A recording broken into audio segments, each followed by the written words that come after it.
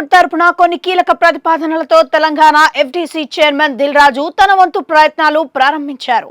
ఈ ప్రయత్నంలో భాగంగా ఒక కీలక ప్రతిపాదనను ప్రభుత్వానికి పంపారని తెలుస్తోంది. హైదరాబాద్ శంషాబాద్ కి 24 కిలోమీటర్ల పరిధిలో కనీసం 1500 నుంచి 2000 ఎకరాల్లో సినిమా సిటీని నిర్మించేందుకు ప్రభుత్వం సహకరించాల్సిందిగా దిల్ రాజు లేఖలో కోరినట్లుగా సమాచారం. తెరస ప్రభుత్వం గతంలో సినిమా సిటీ నిర్మాణానికి సహకరించేందుకు ముందుకు వచ్చిందని కూడా దీనిలో గుర్తు చేశారు.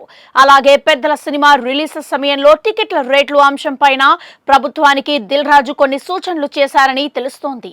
పెద్ద సినిమాల రిలీజ్ సమయంలో బ్లాక్ టికెటింగ్ దందాను ఆపేందుకు ప్రభుత్వం సహకరించాల్సిందిగా లేఖలో ప్రతిపాదించారు.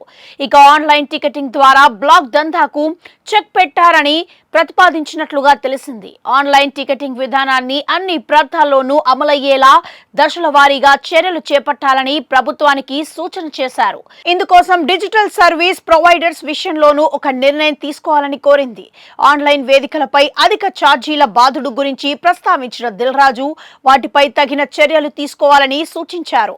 ప్రభుత్వ పరిధిలోనే ఒక డిజిటల్ సర్వీస్ ప్రొవైడర్ విధానాన్ని తీసుకొస్తే బాగుంటుందని సూచన చేసినట్లుగా తెలిపింది.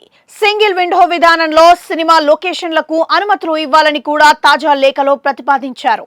అయితే ఇవన్నీ చాలా కాలంగా ఉన్న డిమాండ్లే. ఇప్పుడు ఎఫ్డీసీ అధ్యక్షుడిని హోదాలో దిల్ రాజు బాధ్యతలు చేపట్టారు కనుక యాక్షన్ ప్లాన్ గా ఉంటుందని భావిస్తున్నారు. ప్రభుత్వాలు సహకరిస్తే తెలుగు పరిశ్రమ అభివృద్ధి చెందే వీలుంటుందని ఆశిస్తున్నారు.